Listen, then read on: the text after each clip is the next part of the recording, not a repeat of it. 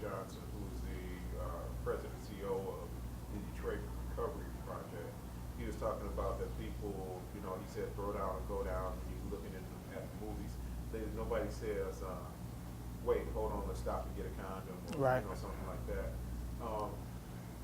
It said that if you say that to young adults, that they would kind of laugh at you. Yeah, definitely. So can you tell me a little bit about Our executive director at Teen Hype, Amber Redrick, when we went out to go to different schools and to do the tour, we had entertainment, we had the music, but when she would get up to talk about the statistics about STIs, which is sexual transmitted infections, and HIV, it was a laughing matter, if you will, because when she put it in a way that youth can understand, but at the same time, condoms was not a priority to some of the youth. And sex was so heavily popular that when someone said that they were a virgin, it was a laughing matter.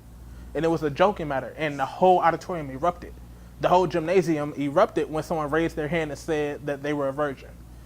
So when you have those type of emphasis in high schools, it's not common in this generation to talk about safe sex and condoms and everything, but that's where we have to come in. Yeah, in the 80s and 90s, they talked about safe sex, AIDS, HIV, STI prevention, with shows like Street Beat, like you were saying, and different things of that nature. But now in this generation, it's always sex sells.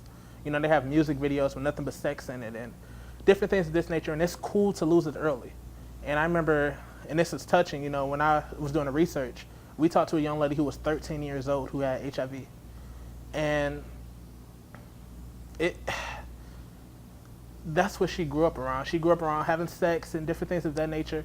And it was so common. And it's so common in Metro Detroit. So when we came in and Teen Hype came in with St. John Hospital, it was crazy, but it was also a blessing that someone was able to talk about safe sex and to test these young kids. Well, one of the things that I really love, and it's what Teen Hype does, is have peer educators. Because what I noticed was when our executive director got up and was speaking, it was a laughing matter.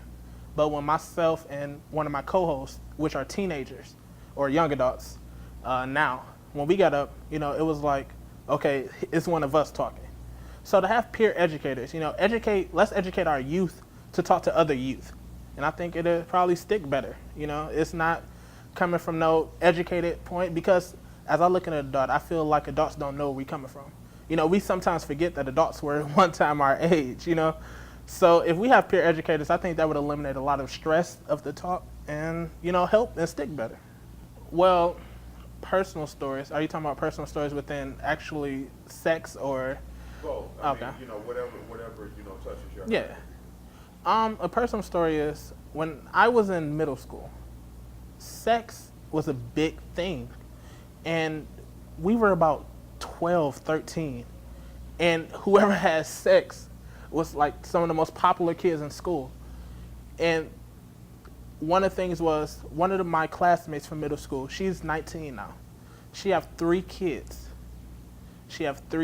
And it's so hard on, it's just because when we grew up, all the songs that we sung were some of the most, how can I put it, sexual songs ever. The music videos that we watch were sexual. And for most cases, the dance moves that went along with it were sexual. When we go on YouTube now, it's so many sexual dance crazes that's out there.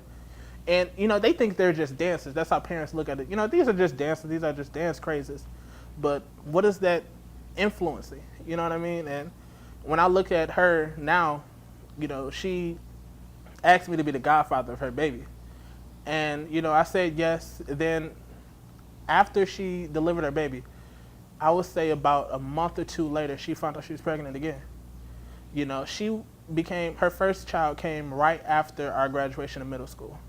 Now she dropped out of school. She's not in college. She don't have a diploma. And she has 3 kids. Why is this possible? Her mother didn't have 3 kids that young. But it's because we grew up in different generations, like I said, and some of the things that we watch, some of the things that we do, either with YouTube, Facebook, Instagram, we see so much of it. We want to see what is the hype about it. You know what I mean? So I think that was one of the biggest things that's touched my heart now. And what can we do to, and I know you said peer educators, but what, and you told me about some things that you're up against. What else could not only when I say we, I mean the nation. Yeah. Or what else can be done to try to educate kids about safe, or abstinence, or at least using condoms? I would say one of the things is use the same tools that we get it from. If we have someone who attached their name to it, we listen better. If we have a dance craze, I know it sounds crazy, but if we had a dance craze that attached their name to such a positive message, we listen better. If it was an Instagram post, we would listen better. I was on Vine the other day, which is another social media site, and a young lady said, "Revine this if you're STD free," and it had almost 50 million revines to that. It's just certain things that we have to use. We have to connect with youth, how youth are being connected. One of the things that adults mess up on is they try to use different things like textbooks. I understand, it sounds crazy, but they try to use literature to try to educate us. How about, like I said, I know it sounds, but come stoop down our level. Let's social media promote it. Let's put it in a music video. Let's create a song about it. Let's go to schools. Let's do something. Let's create a party, but use it. Whoever comes to the party, get tested. Free testing at the party. You know what I mean? Let's come down to our level, because sometimes literature and some of the things that you guys grew up on is not working anymore. Yeah, and that's a good point. And do you think like a documentary, documentary like what we're doing can help? And what can we do? You'll be involved in the editing, but what can we do to, to make this reach out to, young adults? One of the things is what we're doing right now. With me being a part of the documentary is I'm a young adult. Like I said, the peer education thing, when they see a young adult and I share this post and say, hey, this is what I'm a part of. Young adults that I know would do it just because I'm a part of it. But what it is, wow, they're looking for me, but they're getting educated at the same time. And that's some of the things that we have to do. Let's implement or bring in some young adults to be a part of it. And with me, when I share the post, people will come, okay, yeah, my friend Akil is in it. Yeah, let's do this. But wow, this doctor was before Akil, and this was before that, and this was after that. And they don't even realize they're being educated. And they come home with a message saying, yeah, Akil, I saw your post, great job, but dang, I didn't even know that. Or is that true?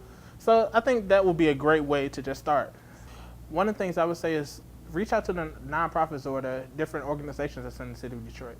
We have different things like Teen Hype or Mosaic Youth Theater. Let's reach out to those who already has taken the wheel to educate youth. And I would say one of the things, a word that I created was edutain. Let's slide in the education, but really it's a big entertainment piece. Like, let's have a play like I love to do, but slide in the facts about STIs and STDs. And let's use youth to present that. And that's when some things I love to do is edutain kids. So like I said, just go to Teen Hype, different high schools, different things. Not necessarily the gang leaders, not necessarily the adults, young adults, but let's use it in a way that, wow, I'm here for this concert, but dang, did you hear what they said about that statistic? So let's edutain the youth, and I think that would definitely get the point across. One of the things I would say to the entertainers is, you have a platform that a lot of people don't have. From Nicki Minaj to Matthew Stafford, you're on TV every week, if not every day. We look up to you. Just past this Sunday, me and all my boys stopped everything that we were doing to watch Matthew Stafford and the Lions play. You have this platform, and one of the things that we really want to do is just tell entertainers that you have to take this stride or this vow to edutain us. Yes, we still want to hear your music. Yes, we still want to see you play. But at the same time, 30 seconds to just slip in something, it's going to stick. Just take the vow. And that's one of the things that we have to do, because I remember when the BET Awards was on, the MTV Awards, every teen I know was at home watching it. Every teen, every young adult. And that's one of the things that artists have to do, is you can just take a little bit of time, 15 seconds, 30 seconds, to just tell us, hey, I came from this neighborhood you were in. Yeah, I know the statistics are high, but we can get through this. Let's get tested and go back to your music. And I guarantee you it's going to stick because we want to be where you are. We want to be on that stage. We want to be playing football in front of millions of people. But just stick to that, and I promise you we're going to listen. So, like I said, in my generation of teens, sex is so prevalent with us. It's so popular. And one of the things that we have to do is treat everyone as if they have it. We don't have to look at people wrong and say, oh, you got AIDS. But no, if you're going to be promiscuous, if you're going to have sex, if you cannot wait, treat it as if you don't do this. And I think one of the things that my parents did was scare me to death. Instantly you're pregnant. Instantly, soon. So if you look at it like that, like instantly, soon it happens, it connects. You have to protect yourself, and that's one of the things you have to do. If you keep a condom in your pocket every day, if you don't use it for a year, no, replace it first. But keep it just in case something happens, just in case you get lucky. But just really look at everything as if something could happen.